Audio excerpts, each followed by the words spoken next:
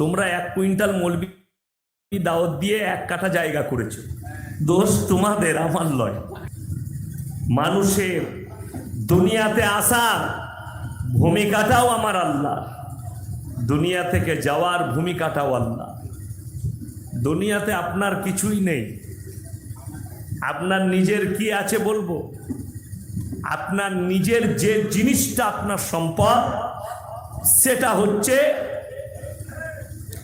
আপনার ঈমান যদি থাকে, ঈমানদার হন, তবে জানতে হবে আপনি ঈমানওয়ালা। দাও বোতলটা আমার হাতে।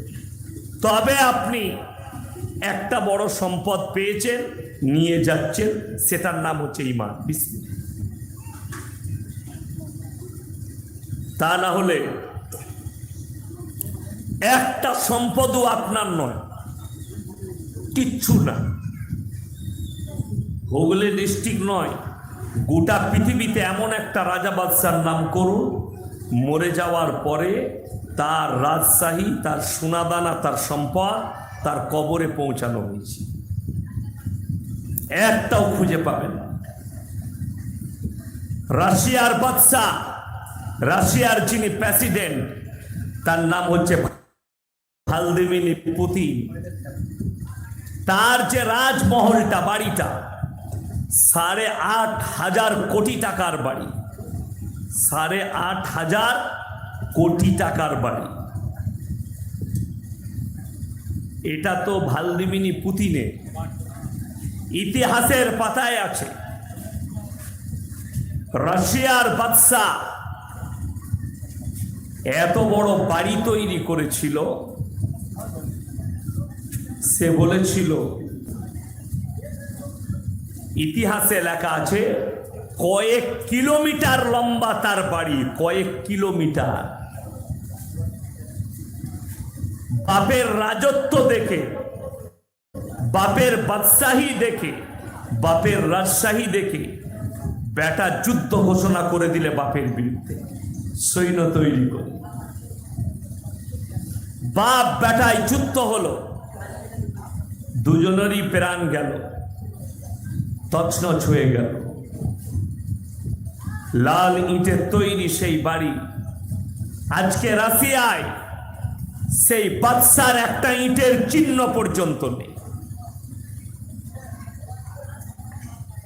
আমাদের এখানে অনেক স্টুডেন্ট বসে আছে, অনেক শিক্ষাবিদ বসে আছে, অনেক শিক্ষিত বসে আছে। বলতে পারবেন কলকাতার আগে, দিল্লির আগে, মুম্বাইয়ের আগে ভারতের রাজধানী কোথায় ছিল? একটা শিক্ষিত ছেলে। এখনো পর্যন্ত ইতিহাস মিটেনি, জায়গা মিটেনি। রাজা কর্ণ সুবর্ণ নাম ছিল তার। মুর্শিদাবাদের জায়গাটার নাম হচ্ছে যদুপুর কর্ণ সুবর্ণ। ওটা ছিল এক যুগে ভারতের রাজধানী, রাজা কর্ণ সুবর্ণর যুগে। এখনো পর্যন্ত এরকম ছোট ছোট ইটের বাড়ি, দেওয়ালগুলো খালি একটু করে বেরিয়ে আছে, 1 ফুট 1.5 ফুট, বাকি সব বাড়ি মাটির তলায় চলে গেছে। আলেকজান্ডার ভারতে যুদ্ধ করতে এসেছিলেন, এটা ইতিহাসের পাতায় আছে। সেই যুগে রাজা ছিল রাজা পুরু। আলেকজান্ডার কিন্তু অর্ধেক দুনিয়া দখল করে ফেলেছে যুদ্ধ করে। বড় যোদ্ধা ছিলেন আলেকজান্ডার। ভারতে আসার পরে যুদ্ধ না করে ফিরে গেছে। কেন? রাজা পুরু যে ছিলেন, তার ব্যবহার মিষ্টি, তার ব্যবহার ভালো, তার ব্যবহারে উৎফুল্ল হয়ে বললে, ভারতের সঙ্গে আর আমি যুদ্ধ করব না, ভারতকে স্বাধীন ছেড়ে চলে গেলাম। ছেড়ে চলে গেল। আখলাকে, ব্যবহারে, চরিত্রে। ইসলামের ইতিহাস যদি বার করেন, এই আলেকজান্ডার কোন অমুসলিম বাদশা ছিল না, সে একজন মুসলিম রাজা ছিল। তার ডাক নাম ছিল আলেকজান্ডার। এ একজন মুসলিম যোদ্ধা, অর্ধেক দুনিয়া দখল করেছে যুদ্ধ করে, কিন্তু ভারতের বেলায় ব্যবহারের কারণে, আখলাকের কারণে ছেড়ে দিয়ে চলে গেল আলেকজান্ডার। যুদ্ধ করেনি, ব্যবহার ভালো। ইসলাম এত সুন্দর, পৃথিবীর বুকে এখন যতগুলো ইতিহাসবিদ আর ভারতের যতগুলো অন্ধ ভক্ত কুত্তাগুলো চিল্লাচ্ছে, এদিকে বলবেন ভালো করে ইতিহাস পড়, ইসলামের ইতিহাস পড়। আল্লাহর কসম করে বলছি, নবীজি সাল্লাল্লাহু আলাইহি সাল্লাম এসছে, পৃথিবীর মানুষ সভ্যতার অবকাশ খুঁজে পেয়েছে। জোরে বলুন সুবহানাল্লাহ। সভ্যতা জানতো না, বর্বরতা, অপবিত্রতা, নোংরামি, বদকারি গোটা সমাজ ভরেছিল। ওই জন্যে তো যারা ইতিহাসবিদ আছে তারা জানে, আমাদের দেশে যারা শিক্ষিত ব্যক্তি আছে, হিন্দু, মুসলিম, জৈন, বৌদ্ধ, খ্রিস্টান যারাই আছে, শিক্ষিতরা জানে পৃথিবীর প্রথম সভ্যতা মিশরের মুসলিম সভ্যতা, স্পেনের মুসলিম সভ্যতা। স্পেনটা কোনো ইহুদি দেশ ছিল না। জুন, জুলাই, আগস্ট চলে, এপ্রিল আমাদের কাছে পেরিয়ে গেল। একটা আমাদের দেশে স্কুলে ছুটি হয় 1 এপ্রিল, সেটাকে আমরা সবাই এপ্রিল ফুল বলে জানি। জানেন না? জানেন না এপ্রিল ফুল? যারা স্টুডেন্ট আছেন স্কুলের, যারা কলেজে পড়াশোনা করেন, আমি সেই যুবক যুবতীটিকে বলবো, তুমি তোমার প্রফেসরকে জিজ্ঞেস করো, স্যার 1 এপ্রিলের ইতিহাসটা একটু বলুন। তোমার প্রফেসরের বাপের ক্ষমতা নেই, তোমার হেডমাস্টারের বাপের হিম্মত নেই তোমাকে ইতিহাসটা শোনায়। কেন? এই 1 এপ্রিলের ইতিহাস লেখা হয়েছে স্পেনের মুসলমানদের রক্তর পানি দ্বারা, রক্ত দ্বারা লেখা হয়েছে। এটা তোমার প্রফেসরের বাপের হিম্মত নাই তোমাকে বলে শোনায়। কেন? তার লজ্জা লাগবে। দেশটা, স্পেনটা কোনো ইহুদি রাষ্ট্র ছিল না, মুসলিম রাষ্ট্র ছিল। আজও যারা তার প্রমাণ নিতে চান, চলে যান পাসপোর্ট করে স্পেনে ভিসা নিয়ে। এখনো ভালো ভালো মসজিদ মাদ্রাসাগুলো মদের বার আর বিয়ার বার আর নোংরা নিষিদ্ধ পল্লী করে রেখেছে না স্পেন। জোরে বলুন নাউজুবিল্লাহ। আপনি ভাববেন না আপনার জন্য রেডি হচ্ছে সরকার। ভারতেও এই চক্রান্ত শুরু করেছে, চক্রান্ত শুরু হয়েছে। তার নাম হচ্ছে ইউনিফর্ম সিভিল কোড, এক দেশ এক কানুন। আপনি চুপচাপ ঘুমাচ্ছেন, আপনার মাথায় চিন্তার ভাঁজ পড়েনি, তার মানে আপনি আপনার ঈমানকে নিয়ে চিন্তা করেন না, আপনার কোরআনকে নিয়ে চিন্তা নেই, নবীজির আখলাক নিয়ে চিন্তা নেই। মোদিজি পার্লামেন্টে দাঁড়িয়ে আপনার বিরুদ্ধে, মুসলমানের বিরুদ্ধে তোপ দেখেছে। हमारे देश के मुसलमान बेटियां ये सुरक्षित नहीं है, क्योंकि मुसलमान लोग अपने बीवी को तलाक देकर उसके ऊपर जुल्म करते हैं। मुसलमान लोगरा বউকে তালাক দেয় আর তাদের উপরে জুলুম করে। আমি অনুরোধ করব, এই ভাষণটা মোদিজি, প্রধানমন্ত্রী যারা সাপোর্ট করেছে, যাদের সাপোর্ট লাগছে, তাদেরকে বলবো, আপনি যে জেলায় বাস করেন সেই জেলার আদালতগুলোতে গিয়ে একবার খালি খোঁজ নেবেন যে কটা কেস পেন্ডিং আছে, কটা কেস পেন্ডিং আছে। আপনি খোঁজ নেবেন। কিসের? Divorce case. 2% মুসলমানদের বেরোবে না, 98% দেশের হিন্দু, দলিত, আদিবাসী, অন্যান্য জাতির বের হবে। 2% মুসলমানদের নেই। তালাক প্রথা তুলে দাও। এরা তালাক দেয় বউকে, জুলুম করে। 4 बीबियां रखते हैं मुसलमान। मोदी जी नीचे बोले, आसामेर मुख्यमंत्री बोले, इसके ऊपर कानून लाइए। मुसलमान 4 शादियां करते हैं, 4 बीबियां रखते हैं। এখানে 4টা বউ কার আছে হাত তুলেন তাড়াতাড়ি। একজনারও নেই। বিশ্বাস করুন, 4টা বউ তো 4টা বিয়ে তো জায়েজ করার দেয়া হয়েছে। আমার আল্লাহ কোরআনের মধ্যে গোটা পৃথিবীর বায়োডাটার ভরেছে। জোরে বলুন সুবহানাল্লাহ। মানুষ পৃথিবীতে কতগুলো পাপ আসবে, আর ওই পাপগুলোকে ট্যাকেল দিতে হবে, যার কারণে আমার আল্লাহ ভবিষ্যৎবাণী করে কোরআনকে অবতীর্ণ করেছে। যতগুলো যুগ আসবে লেখেলেন, আল্লাহর কসম করে বলছি, আমি ইয়াসিন মারা যাব, আমার পরের উলামারা থাকবে, আমার স্টুডেন্টরা থাকবে, তারা দাঁড়াবে, আপনারা বিপদে পড়বেন। আপনার চোখের সামনে কিয়ামতের পূর্বে যতগুলো পাপ আসবে, প্রত্যেকটা পাপকে ট্যাকেল দিবার জন্য কোরআন রেডি আছে 24 ঘন্টা। জোরে বলুন সুবহানাল্লাহ। আমার আল্লাহ কোরআন হাদিসকে রেডি রেখেছে ট্যাকেল দিবার জন্য। আপনার ভয়ের কোনো কারণ নেই। বড় কষ্ট কোথায় লেগেছে জানেন? মোদীজি বললেন, মুসলমান লড়কি কে উপর বড়া জুলুম হতা হ্যায়। হাদিকে আমি বলি, আমি যদি আপনাদিকে বলি, ভাই তোমরা তোমাদের বউকে পর্দায় রাখবে, আর আমার বউ রাস্তায় ঘুরে বেড়ালে আপনারা মানবেন? কথা বলে না, মানবেন না। তো আমার বউকে আগে তো আমি পর্দায় রাখবো। নবীজি সাল্লাল্লাহু আলাইহি সাল্লাম নিজে আমল করতেন, তবে লোককে হুকুম করতেন। জোরে বলুন সুবহানাল্লাহ। ইউনিফর্ম সিভিল কোড, এক দেশ এক কানুন। আপনার বিবাহ যে বন্ধন আমাদের হয়, ইজাব কবুল করানো হয়, এটাকে কেড়ে নেওয়া হবে। কালকে আমেরিকা থেকে আমার এক বন্ধু ফোন করেছিল পরশু রাতে, বলে হুজুর একটা প্রশ্ন আছে। কি? কোন অমুসলিম ব্যক্তি স্বামী স্ত্রী যদি ইসলাম কবুল করে, তাদের কি দ্বিতীয়বার নিকাহ পড়ানো জরুরি? এটা বড় প্রশ্ন।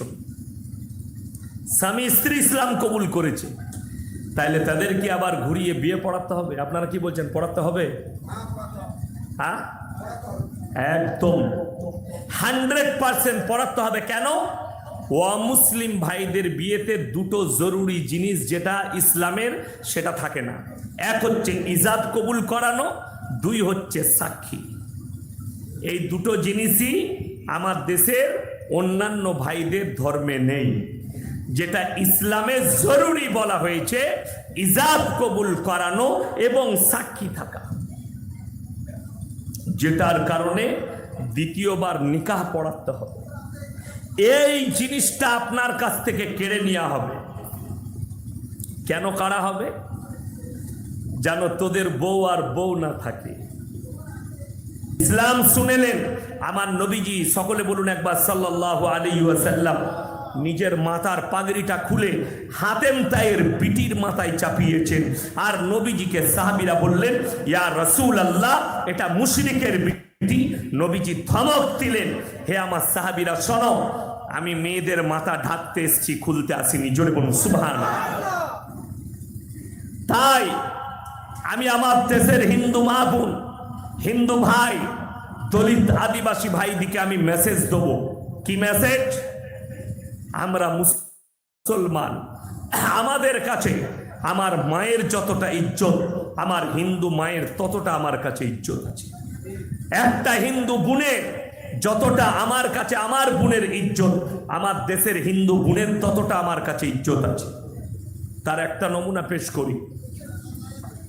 আমি গুজরাট থেকে প্রোগ্রামে গেছি, 7-8 বছর আগেকার কথা।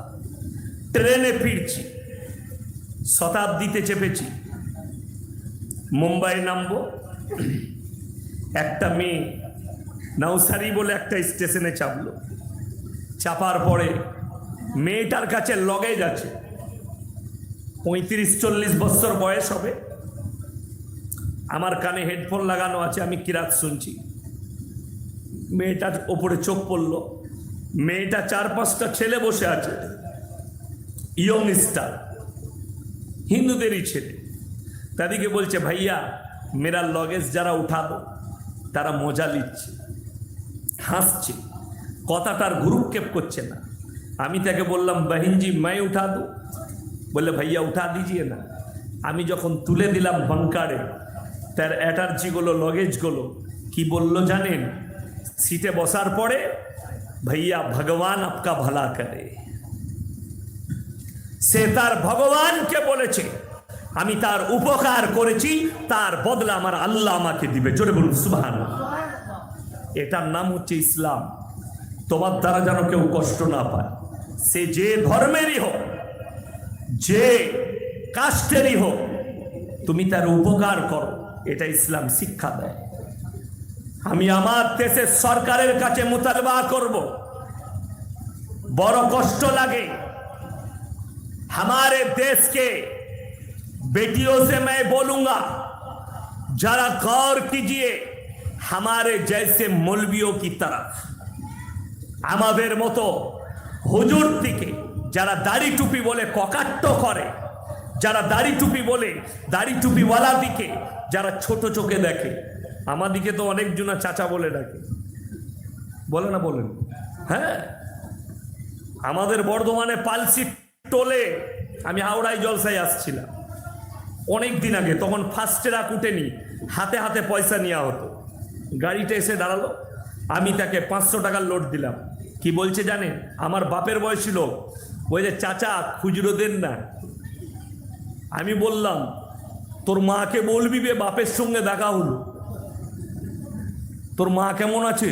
আমার ভাবি, তোর মা তো আমার ভাবি হচ্ছে, আমি চাচা হলে। তাদের অফিসার ছুটে এলো, सर क्या हुआ? हम बोले, ये हमारा बेटा है, इसका माँ का साथ मेरा शादी हुआ, ये हमको चाचा कह रहा। লোকটা ক্ষমা চাইলো, তবে ছাড়লাম। মৌলবীদের দাড়ি হলে, মুসলমান দাড়ি রাখলে সে চাচা হয়ে যায়। আমি তাকে বললাম, আমি তোর বেটার বয়সী। এটাকে বলা হয় ক্রিটিসাইজ। অনেক মুসলমান যারা অল্প বয়সী যুবক, যারা দাড়ি রাখে, অনেক শিক্ষিত মুসলমান, তারা ককাট্য করে। সারা বয়স হয়নি, দাড়ি রেখেছে। তোর এখন বয়স হয়েছে দাড়ি রাখা, এখন হিজড়ে সেজে ঘুরে বেড়া, পরে দাড়ি রাখবি, বুড়ো হল। এখন দাড়ি রাখার প্রয়োজন নাই। উত্তর দিই, শুনেলেন? প্রত্যেকটা মুসলমান ভাই, তারা যারা দাড়ির ক্রিটিসাইজ করে, টুপির ক্রিটিসাইজ করে, যারা দাড়ি টুপিকে ককাট্য করে, নামাজি মুসল্লিদিকে যারা ককাট্য করে, তাদেরকে বলছি তারা কান খুলে শোনো। প্রত্যেকটা ভাইকে অনুরোধ করব, কিয়ামতের দিনে জান্নাতীরা যখন জান্নাতে প্রবেশ করবে আর জাহান্নামীরা জাহান্নামে যাবে, আমার আল্লাহ রাব্বুল আলামিন কোরআনে বললেন, জান্নাতীরা জাহান্নামীদেরকে জিজ্ঞাসা করবে, ফি জান্নাতি ইয়াতাসাআলুনা আনিল মুজরিমিনা মা সালাকাকুম ফি সাকার। তোমরা তো বলতে আমরা ভদ্রলোক, শিক্ষিত লোক, জ্ঞানী লোক, তোমরা কেন জাহান্নামে যাচ্ছ? তাদের 1 নম্বর উত্তর হবে, ক্বালু লাম নাকু মিনাল মুসাল্লিন, আমরা মুসল্লি নামাজীদের মধ্যে ছিলাম না। 2 নম্বর, ওয়ালাম নাকু নুতিমুল মিসকিন, আর মিসকিনকে খানা খাওয়াইতাম না, তাই আল্লাহ আমাদিকে জাহান্নামে পাঠিয়েছে। ওয়াকুন্না নাখুদু মাল খাইদিন, আর দাড়ি টুপি নামাজি মুসল্লিকে দেখে হাসি ঠাট্টা বিদ্রুপ করত, তাদের সাই দিতাম, তাই আল্লাহ আমাদিকে জাহান্নামে পাঠিয়েছে। ওয়াকুন্না নুকাজ্জিবু বিয়াউমিদ্দিন, আর আমরা আজকের বিচারের দিবসকে মিথ্যা বলে মনে করিতাম, তাই আল্লাহ আমাদিকে জাহান্নামে পাঠিয়েছে। জোরে বলুন সুবহানাল্লাহ। আল্লাহ আমাদেরকে হেফাজত করুক, জোরে বলুন আমিন। আমার মুসলমান ভাই, কষ্টের বিষয় তো ওটাই, কি বলুন তো, মুসলমান নিজে বুঝে না, আমাদের মতো দাড়ি টুপি মৌলবীকে ক্রিটিসাইজ করে। তাদেরকে বলবো, লক্ষ্য কর, যারা বলে এই মুসলমান 4 বিবিয়া রাখতে হ্যাঁ, তুমি 4টা বউ রেখেছো, কেউ যদি 4টা বিয়েও করে জায়েজ আছে না নাই? কথা বলে জায়েজ আছে। শুনেলে আল্লাহ কিন্তু শব্দ রেখেছেন কোরআন, এমনি নয়। আপনি 4টা বিয়ে করে নেবেন, তার মধ্যেখানে কিন্তু শব্দ আছে। কিন্তুটা কি? যদি তোমার মনে সন্দেহ হয় দুটো বিবিকে সমান চোখে দেখতে পারবো না, তবে তোমাদের জন্য একটাই বিবি যথেষ্ট। কোরআন, জোরে বলুন সুবহানাল্লাহ। আল্লাহ অর্ডার দিয়ে দেননি, আল্লাহ রাস্তা রেখেছে। কখন? যদি তোমার স্ত্রী বন্ধা হয়, বাচ্চা না হয়, তোমার বংশ পরম্পরা রাখার জন্য। তোমার স্ত্রী যদি অসুস্থ হয়, তোমার স্ত্রীকে ডাক্তার যদি নিষেধ করে, তোমাদের স্বামী স্ত্রী আর মিলন করা যাবে না, তোমাদের মধ্যে মিলামিশা করা যাবে না, তখন তুমি আর একটা বিবি গ্রহণ করবে। আল্লাহ এটা আইন লিখেছেন। কিন্তু যদি মনেতে তোমার সন্দেহ হয় আমি দুটো বিবিকে সমান চোখে দেখতে পারবো না, তখন তোমার জন্য ওই একটাই বিবি যথেষ্ট। জোরে বলুন সুবহানাল্লাহ। ওই জন্যে তো, তা না হলে আমরা মৌলবীরা ছেড়ে দিতাম না, 4টা করতাম। কথা বলে করতাম না? আমরা তো আগে করতাম, হুজুররা। 4টা জায়েজ আছে যখন, একটা নিয়ে ঝামেলা শেষ নাই, আবার 4টা, তাই না? 4টা আল্লাহ লাইন রেখেছেন। এরপরে বলে দিই, যে নেমক হারাম বেঈমানরা বলছে তারা বিয়ে করেনি, হারাম বিবি রেখেছে। সেটার নাম হচ্ছে রিলেশনশিপ, সেটার নাম হচ্ছে প্রেম। ঘরে একটা বউ, বাজারে একটা, কলকাতায় একটা, দিল্লিতে একটা, গাদা বউ রেখে দিয়েছে। কারা? রিলেশনশিপ। যেমন আমি আপনাকে বলে দিই, এই ফিল্ম সিটি যেটা আছে আমেরিকা লন্ডনের মতো, মানে সকালবেলায় এর বউ, রাতের বেলায় অন্য জনার বউ। আমার ভাই, খুব সূক্ষ্ম কথা। বেঈমান কাফেররা তারা রিলেশনশিপ রাখে, হারাম বিবি রাখে, অবৈধ সম্পর্ক রাখে। আর আল্লাহর কৃপায় আমরা মুসলমান অবৈধ সম্পর্ক নয়, আমরা হালাল বিবি আল্লাহ অর্ডার দিয়েছে রাখার। জোরে বলুন সুবহানাল্লাহ। তার দলিল শুনেলেন। আমার মতো একটা মৌলবি, একটা হুজুর আপনারা দেখাতে পারবেন হাওড়া ডিস্ট্রিক্টে, হুগলিতে, যে মসজিদের ভেতরে 150টা মেয়েকে ধর্ষণ করেছে, জেলে আছে? এরকম কোনো মেয়ে ভারতে আছে? কোনো হুজুর আছে? নাই। জোরে একবার বলুন নারায়ে তাকবীর। আমি দেশের সমস্ত জাতিকে বলতে চাই, হিন্দু, মুসলিম, জৈন, বৌদ্ধ, খ্রিস্টান, ইহুদি, নাসারা, দলিত, আদিবাসী যারা আছেন, তারা লক্ষ্য করুন। বাবা রাম রহিম 150টা মেয়েকে তার গোফায় ধর্ষণ করে জেলের কুঠরিতে বসে আছে। 70 বছর বয়স রাজা রামপাল জেলের কুঠরিতে বসে আছে। আমরা বলিনি, মিডিয়াওয়ালা বলেছে রাজা রামপালের বয়স 70 থেকে 75 বছর। 75 বছরের বুড়ো যৌবন থাকে না, নষ্ট হবার দিকে, নষ্ট হবার দিকে। ও হারামখোর আমেরিকা থেকে চকলেট আনিয়েছে, একটা চকলেটের দাম 75,000 টাকা। যে চকলেটগুলো সেক্সের চকলেট, একটা চকলেট খেলে কয়েকটা মেয়ের সঙ্গে মিলামিশা করা যাবে, যৌবন ক্ষমতা এতটা বেড়ে যায়। ওগুলো আমেরিকা, লন্ডনে যারা কুকুরের জাত তারা ব্যবহার করে। এরা নিজেদের আশ্রমে কয়েকশো মেয়েকে ধর্ষণ করে আজকে রাজা রামপাল জেলের কুঠরিতে বসে আছে। আসারাম ধর্ষণকারী বাবা জেলের কুঠরিতে। আল্লাহর কৃপায় আমাদের মতো মৌলবীর নামে যেদিনে ধর্ষণের কেস হবে, জানবেন বানিয়ে দিয়েছে, নাহলে ফাঁসানো হয়েছে। এর থেকে বড় কিছু নয়। আমি আপনাকে বলে যাচ্ছি, কবে শুনতে পাবেন ইয়াসিন সাহেবের নামে কেস দেওয়া হয়েছে, ধর্ষণ কেস। আমি আপনাদিকে এতটা বিশ্বাস আনিয়ে যাচ্ছি, যদি এরকম কেস ইয়াসিন যদি জেলের কুঠরিতে বসে থাকে, আল্লাহর ওয়াস্তে বিশ্বাস করবেন না, এটা ফাঁসানো ছাড়া আর কিছু নয়। উলামায়ে দ্বীনদের, হুজুরদের আখলাক এটা নয়। এরপর বলি, যদি বলেন আমাদের ওখানে একটা মৌলবি আছে এটা করেছে, ওটা তো জাতির দোষবে, মৌলবীর কেন হতে যাবে? 100 আচ্ছা, একটা গোয়ালে যদি 100টা গরু থাকে, একটা খারাপ হবে না? হবে না? ডাবায় পা ভরে জানেন গরুতে, তো একটা দুটো পা ভরবে, কিন্তু সবগুলোই দাঁড়ান। আর একটা বাবার রহস্য বেরোবে খুব তাড়াতাড়ি, তার নাম হচ্ছে বাবা বাগেশ্বর ধাম। ইমালের বাড়াবাড়ি, খুব বাড়াবাড়ি। हम हिंदू राष्ट्र बनाएंगे। पहले अपने बहन को तो हिंदू बना ले यार, वो तो एक मुसलमान लड़का से शादी कर लिया। बागेश्वर धामेर बुनेर बिये হয়েছে একটা মুসলিম ছেলের সঙ্গে, আর সে বলছে हम पूरे हिंदुस्तान को क्या बनाएंगे, हिंदू राष्ट्र बनाएंगे। इस्लाम किसी मूर्ति को देखने के बाद मना नहीं जाता। আমরা মুসলমান, হাত তুলে বলুন তো আল্লাহকে কে কে দেখেছেন? হাত তুলেন এখানে। কেউ দেখেছেন? দেখার ইচ্ছা আছে না? কার কার ইচ্ছা আছে হাত তুলেন, আমি বলে দেবো, দেখতে পাবেন। হাত তুলেন সকলে, জোরে বলুন ইনশাআল্লাহ দেখব। এটা দেখার জন্য সর্বপ্রথম শর্ত হচ্ছে আইয়ুকুম আহসানু আমালা, ভালো আমল আপনাকে করতে হবে।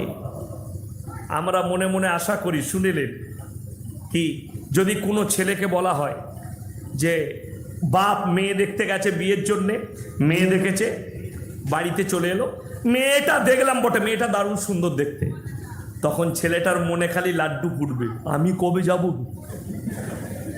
সেদিন থেকে আর ওর ঘুম আসবে না, খালি মাকে চাচাকে ভাইকে জিজ্ঞেস করবে কবে ডেট করেছো বলো তো।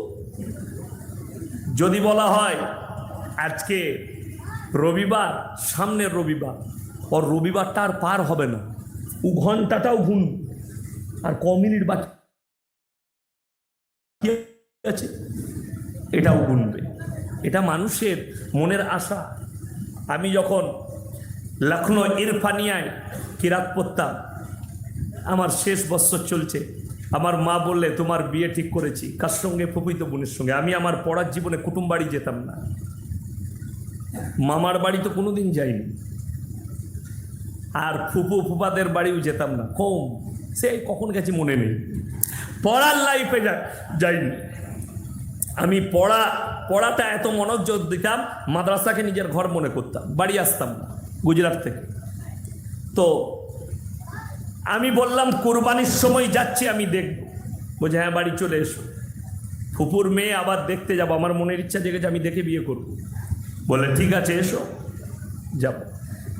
আব্বা টাকা পাঠালো আব্বাজি, আমি টিকিট কাটলাম। রোজ খালি টিকিটটা বার করি, আজকে কত তারিখ হলবে, রোজ দেখতাম একবার করে, বুঝতে পারলেন, তারিখ গুনতাম। মনের আশা। আমার মুসলমান ভাই, মনে লাড্ডু ফুটান, আপনি যদি মুমিন হন, জান্নাতি দিকে আল্লাহ সব থেকে বড় উপহার যেটা দিবেন সেটা হচ্ছে আল্লাহর দিদার। জোরে বলুন সুবহানাল্লাহ। আপনি যদি মুমিন হন, আল্লাহর দিদার কিয়ামতের দিনে পাবেন, আল্লাহ নিজে দিদার করাবেন। এটা হচ্ছে সব থেকে বড় নিয়ামত। আল্লাহর কাছে সিজদায় পড়ে কাঁদবেন, আল্লাহ তোমার দিদার হবে। দিদারটা কেমন হবে? চোখের পানি ফেলা। আল্লাহ তুমি আমাকে দিদার করিও, ঈমান দান করো। বেঈমান কাফেরের কথাকে মুছে দেন, গুলি মেরে দেন। কে বলছে কি বলছে দেখো না, তোমার বিরুদ্ধে, নবীজির বিরুদ্ধে যারা বলছে, আমি তাদের লেগে দোয়া করি আল্লাহ তুমি এদিকে হিদায়াত দাও, তা না হলে মিটিয়ে দাও।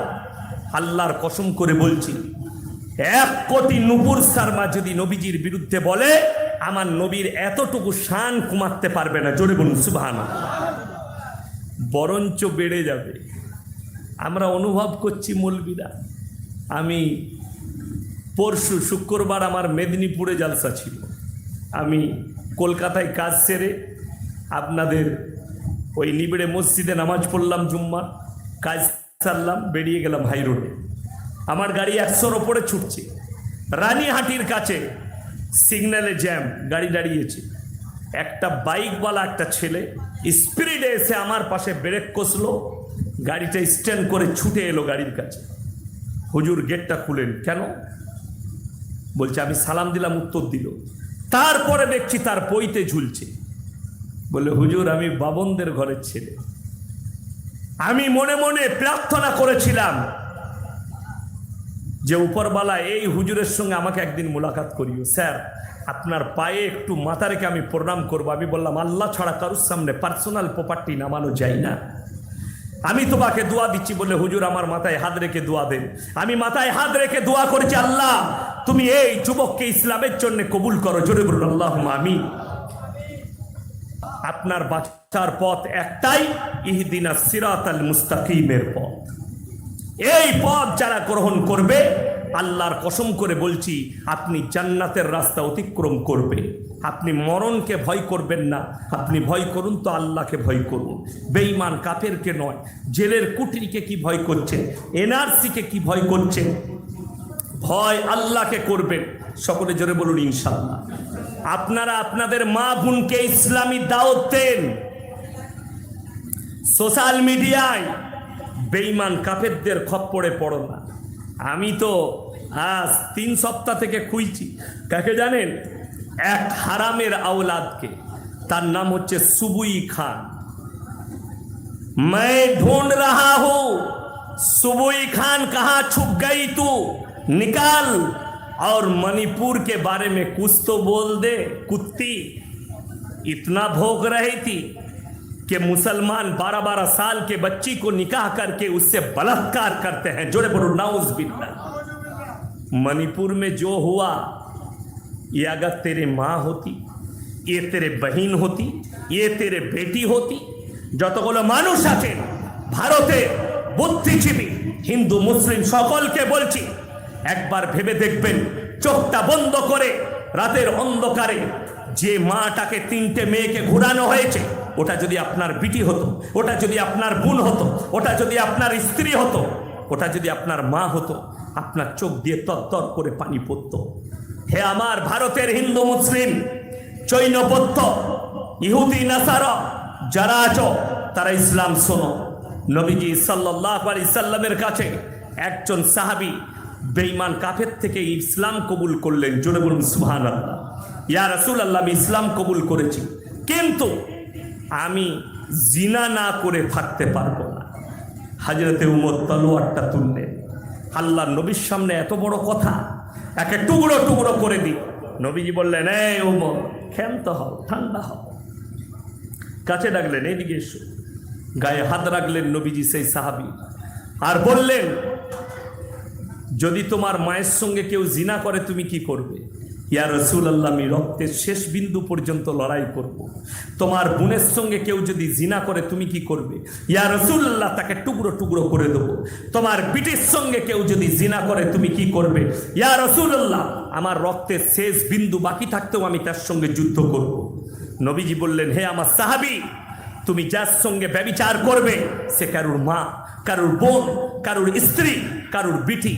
সে হাউ হাউ করে কাঁদতে লাগলো আর বললেন, আল্লাহর কসম করে বলছি আমি ইস্তেগফার করলাম, আর ব্যভিচারের ধারে পাশে যাব না। জোরে বলুন সুবহানাল্লাহ। ওই জন্য কোরআনে আছে, ওয়ালা তাকরাবুজ জিনা ইন্নাহু কানা ফাহিশা ওয়া সাআ সাবিলা। হে নবী, বলে দাও, ব্যভিচার করা তো দূরের কথা, যে রাস্তায় ব্যভিচার হয় সে রাস্তার ধারে পাশে যাতায়াত করো না। আমি একটা জলসায় দাওয়াত দিয়েছি, আজকে আবার আমি দাওয়াত দিয়ে যাচ্ছি। এই হুগলি ডিস্ট্রিক্টের মাটি থেকে, এটা হুগলি না হাওড়া? হুগলি। হুগলির মাটি থেকে হাওড়া হুগলির বর্ডার আমি দাওয়াত দিয়ে যাচ্ছি। আমাদের দেশের যতগুলো নিষিদ্ধ পল্লী আছে, সেখানে যে মুসলিম মেয়েরা ফেসে আছে, সোনাগাছি থেকে শুরু করে আসানসোলের নিয়ামতপুর, নিয়ামতপুর থেকে বর্ধমান, বর্ধমান থেকে বহরমপুর থেকে হাওড়া, যতগুলো নিষিদ্ধ পল্লীতে মুসলিম মেয়েরা দেহ ব্যবসায় ফেসে আছে, আমি তাদেরকে দাওয়াত দিচ্ছি, তোমরা যদি রাস্তা না খুঁজে পাও, ইয়াসিন ভাইয়ের সঙ্গে যোগাযোগ করো। আমি একটা ভালো রাস্তা তোমাদেরকে দেখিয়ে দেবো, যে রাস্তার নাম ইহদিনাস সিরাতাল মুস্তাকিম। হালাল ইনকাম করবে, তওবা ইস্তেগফার করবে, জান্নাতের রাস্তা অতিক্রম করবে। আল্লাহ বলেছেন কোরআনে, যে রাস্তায় জিনা হয়, যে রাস্তায় পাপ হয়, সে রাস্তার ধারে পাশে তোমরা যাতায়াত করো না। আমার মা, আমার বোন, এই পাপে যারা লিপ্ত আছেন তাদেরকে নিষেধ করব, ইস্তেগফার করে ফিরে এসো। এ বড় পাপ। যে যুবকরা মেয়ে দেখলে, নারী দেখলে যারা মনে মনে ব্যভিচারের নিয়ত করেন তাদেরকে বলবো ইস্তেগফার করো, নামাজের পরে ইস্তেগফার করো, রাত্রে সুবহার সময় ইস্তেগফার করো। আর যে যুবকরা বিসমিল্লাহ মনে করছেন 20 বৎসর বয়স হয়েছে, আমার বিয়ের বয়স হয়নি, কে বলল হয়নি? যদি তোমার যৌবন খুব বেশি থাকে তুমি তোমার বাড়িতে কথা বলে তুমি নিকাহ করে নাও, কিন্তু জিনায় লিপ্ত হইও না, ব্যভিচারে লিপ্ত হইও না, হস্তমৈথুন করো না। এই জায়গাগুলো থেকে তোমরা নিজেদেরকে বাঁচাও। মোবাইলকে হারাম করে দাও রাতে সুবহার সময়। আমি যুবকদিকে বলবো, যদি এই ধরনের পাপগুলো থেকে বাঁচতে চাও নিজের মোবাইলগুলোকে রাতের বেলায় হারাম করে দেন, তবে বাঁচতে পারবেন। তা না হলে বেঈমান কাফের আপনার পেছনে, এটা কার অস্ত্র জানেন? শয়তানের অস্ত্র। কোরআনে আছে ইন্না শাইতানা লিল ইনসানি আদুব্বুম মুবিন। শয়তান হচ্ছে মানুষের প্রকাশ্য দুশমন, প্রকাশ্য দুশমন। আপনাকে সব সময় ধোঁকা দিবার জন্য দাঁড়িয়ে আছে, আপনি বাঁচতে পারবেন না ধোঁকা থেকে। তারা রেডি হয়ে আছে কি করে মুসলমানদের ইমানকে নষ্ট করে যায়, কিভাবে তাদেরকে ধ্বংস করা যায়, এই চিন্তা ফিকিরে লেগে আছে। তার জন্যই তো আপনার মেয়ে, আমার মেয়ে, আপনার সন্তান, এরা স্কুল কলেজে যাওয়ার পরে বহু ছেলে তাদের ইমান হারা হয়ে যাচ্ছে। কেন? বেঈমান কাফেরের খপ্পরে পড়ে। তা না হলে আমি প্রমাণ দেবো। আপনারা বলছেন হযরতে হোসেনের মহব্বত রোজা রেখে হয়, চোখের পানি ফেলিয়ে হয়। হযরতে হোসেনের মহব্বত চোখের পানির দ্বারা হয়, অন্তর থেকে ফেটে পানি বার হবে। কারবালার প্রান্তরে হযরতে হোসেন শহীদ হয়েছে। আর আপনাদেরকে শোনাবো, দেখবেন। যারা হোয়াটসঅ্যাপে আমাকে দিবেন নম্বর, আমি মেসেজ করে দেখিয়ে দেবো। মুসলমান ছেলে মেয়েরা কালকের রাত্রিতে যে বেল্লেলাপনা ভাবে বর্ধমান টাউনে ড্যান্স করেছে মুসলিমদের ছেলে মেয়েরা, আপনি বিশ্বাস করতে পারবেন না। এদিকে যারা মুসলমান বলবে তাদের ঈমান নষ্ট হয়ে যাবে। এদের যারা বাবা মা আছে এদের কারণে ওই মেয়েগুলোর, ওই ছেলেগুলোর বাবা মারাও জাহান্নামের রাস্তা অতিক্রম করবে। এটা হযরতে হোসেনের মহব্বত যে তোমার বিটি জিন্সের প্যান্ট বলে প্যান্ট পরে মরদদের সঙ্গে ড্যান্স করবে। এটা হযরতে আল্লাহ নবীর মহব্বত যে মদ খেয়ে ডিজে বক্স বাজিয়ে তোমার ছেলেরা নাচ করবে।